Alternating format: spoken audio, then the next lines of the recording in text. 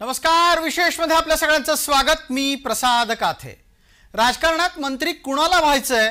जे मंत्री आहेत त्यांना पुन्हा मंत्री व्हायचंच आहे आणि जे नाहीत त्यांना तर मंत्री व्हायचंच आहे। पण खरी गंमत असते ती नेतृत्वाची। इच्छुक अनेक आणि संधी मर्यादित असल्याने महायुतीत सध्या हा प्रश्न आहे की कुणाला करायचं आणि कुणाला मंत्रीपद नाकारायचं।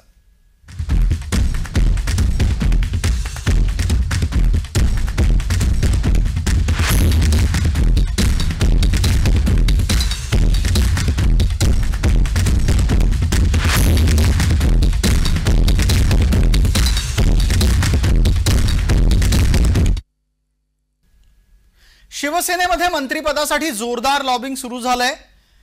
उपमुख्यमंत्री असलेले एकनाथ शिंदे मुख्यमंत्र्यांच्या भेटीला पोहोचलेत। मुख्यमंत्र्यांच्या भेटीच्या निमित्तानं या दोघांच्या मध्ये संवाद होईल आणि या दोन्ही नेत्यांच्या माध्यमातून लवकरात लवकर मंत्रिपदाच्या साठीची नावं निश्चित होतील अशी अपेक्षा आहे। मंत्रिमंडळ विस्ताराच्या संदर्भात एकनाथ शिंदे आणि देवेंद्र फडणवीस यांच्यामध्ये चर्चाही होतीये। ही चर्चा फलद्रूप होईल आणि ही चर्चा फलद्रूप होत असताना नक्की कोणाला काय द्यायचं, कोणाला काय नाही द्यायचं याचा तपशील सुद्धा बाहेर येऊ शकतो। विधानसभेचं अधिवेशन नागपूरला होऊ घातलंय। तत्पूर्वी एकनाथ शिंदे फडणवीसांच्या भेटीला गेले। एकनाथ शिंदे फडणवीसांच्या भेटीच्या दरम्यान एका बाजूला कुणाला मंत्री करायचं नाही करायचं याच्यापेक्षा कोणत्या खात्यांवर चर्चा व्हायला हवी या निमित्तानेही काही मुद्दे समोर येऊ शकतात।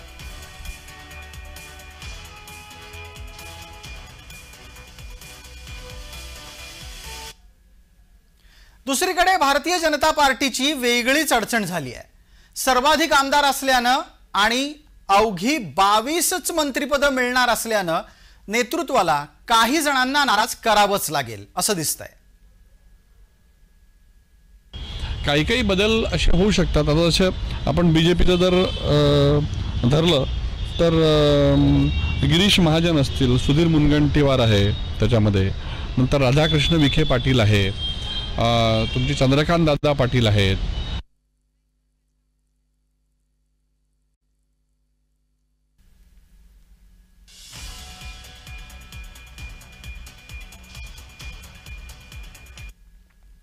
असं असताना सुद्धा एकनाथ शिंदेंच्या वर सुद्धा इतकीच जबाबदारी आहे की त्यांना उपलब्ध मंत्रिमंडळामध्ये आणि उपलब्ध खात्यांमध्ये निवडून आलेल्या मंत्र्यांमधून काही जणांना समाविष्ट करायचं आहे। त्यात काही जणांना म्हणजे ज्यांना नाराज करायचं आहे त्यातली संभाव्य नावं कुठली ते पहा।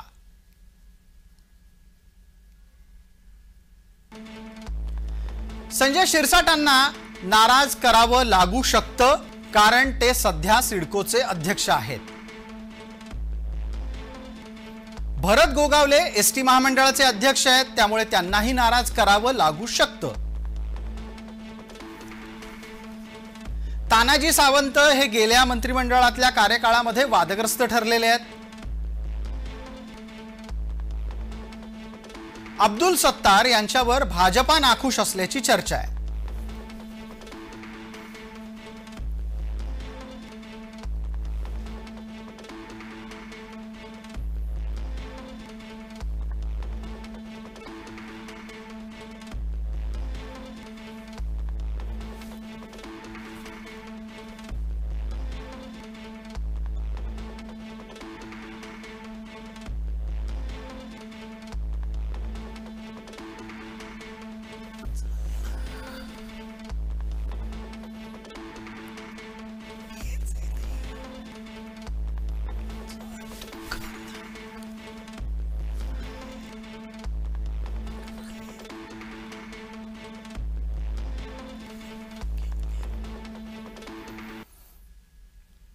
या दरम्यान विदर्भातला मतसंख्येचा मुद्दा भारतीय जनता पार्टीसाठी महत्त्वाचा आहे, कारण विदर्भात भारतीय जनता पार्टीला चांगलं यश मिळालंय। तिथे कोणाला घ्यायचं कोणाला नाकारायचं याचा पेचही भारतीय जनता पार्टीच्या नेतृत्वासमोर आहे। परिणय फुके यांना विदर्भात मंत्रिपद दिलं जाऊ शकतं। पुढचं नाव कुठलं तेही पहा। संजय कुटे आहेत, परिणय फुके आहेत, या दोघांची नावं समोर येत आहेत.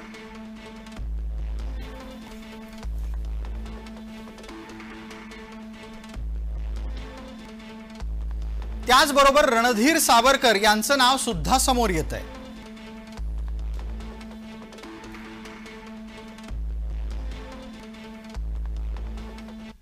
कुटे जे आहे संजय कुटेंचा नंबर लागू शकतो, कारण त्यांचा बराच त्याच्यामध्ये हे राहिलेला आहे. आणि शिंदे सेना जेव्हा आतमध्ये आली त्यावेळेला त्यांचा आसामपर्यंतचा जो प्रवास होता त्याच्यामध्ये हा एक भाग आहे. आणि तिसरं एक नवीन नाव एक मला स्वतःला असं वाटतं की रणधीर सावरकरांचं अनुप धोत्रेंना लोकसभेमध्ये जिंकवण्यात खूप मोठं यश राहिलं. दोन सरप्रायझिंग नावं आणखीच मला असे जे वाटतात ते विदर्भातला जर आपण विचार केला तर एक परिणय फुके, कारण परिणय फुकेंनी भंडारा गोंदिया आणि तो पूर्व विदर्भातल्या पट्ट्यामध्ये जे त्यांनी प्रॉमिस केलं होतं त्याप्रमाणे त्यांनी 15 पैकी जवळजवळ 11 आमदार निवडून आणण्यामध्ये त्यांचा फार मोठा सहभाग राहिलेला आहे. आणि एक नाना पटोलेंचं जे काही ज्या पद्धतीचा विजय म्हणजे जो सगळ्यांनी म्हटला की फक्त 208 मतांनी, तर ती नामुष्की नाना पटोलेंना आणण्यामध्ये फार मोठा सहभाग परिणय फुकेंचा राहिला आहे. दुसऱ्या बाजूला भारतीय जनता पार्टीच्या साठी आव्हान असेल की काही मंत्र्यांना त्यांना वगळावं लागू शकतं. याच निमित्तानं चर्चा ठाण्याची सुद्धा करावी लागेल, कारण विदर्भाच्या पलीकडे महायुतीला चांगलं यश हे मुंबई महानगरपालिका क्षेत्रात मिळालंय. त्याबाबतचा तपशील पहा. ठाणे जिल्ह्यामध्ये भाजपाला 3 मंत्रिपदं मिळण्याची शक्यता आहे.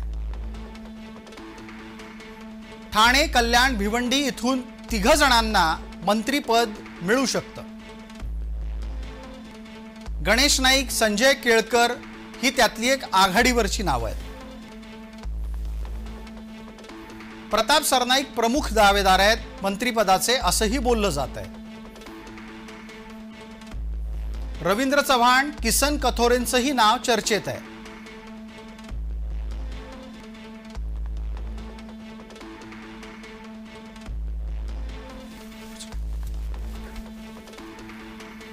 तर आता आपण पाहणार आहोत की कुणाकुणाची नावं संभाव्य दावेदार म्हणून चर्चेत येत आहेत. त्यातलं एक नाव आहे रवींद्र चव्हाण. डोंबिवलीतून भारतीय जनता पार्टीचे आमदार आहेत. किसन कथोरे भिवंडीतून भारतीय जनता पार्टीचे आमदार आहेत. गणेश नाईक नवी मुंबईतून भारतीय जनता पार्टीचे आमदार आहेत. संजय केळकर हे ठाण्यातून भाजपाचे आमदार आहेत.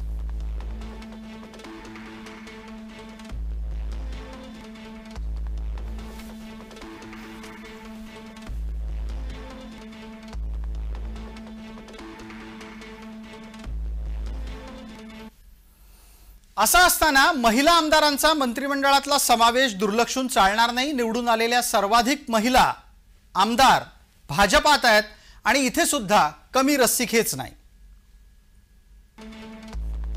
भारतीय जनता पार्टीतून दावेदारांमध्ये पहिलं नाव येतंय माधुरी मिसाळ, त्यानंतर सीमा हिरे, देवयानी फरांदे. या पुढच्या दावेदारांमध्ये आहेत विद्या ठाकूर, मनीषा चौधरी, नमिता मुंदडा.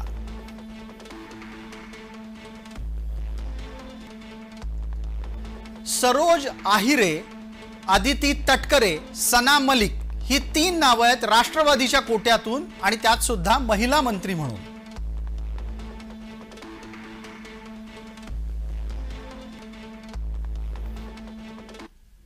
एकीकडे मंत्री होण्यासाठी आमदार संघर्ष करतायत तर दुसऱ्या बाजूला चांगली खाती मिळण्यासाठी पक्ष संघर्ष करतायत. भारतीय जनता पार्टी गृह, वित्त, ऊर्जा आणि उद्योग या विभागांसाठी आग्रही आहे. गृह, नगरविकास, उद्योग, सामान्य प्रशासन यासाठी शिवसेना आग्रही आहे. वित्त, जलसंपदा आणि ऊर्जा या विभागांसाठी राष्ट्रवादी काँग्रेस आग्रही आहे. विशेष या भागामध्ये तुर्तास इतकंच. आपण पाहत रहा फक्त जय महाराष्ट्र.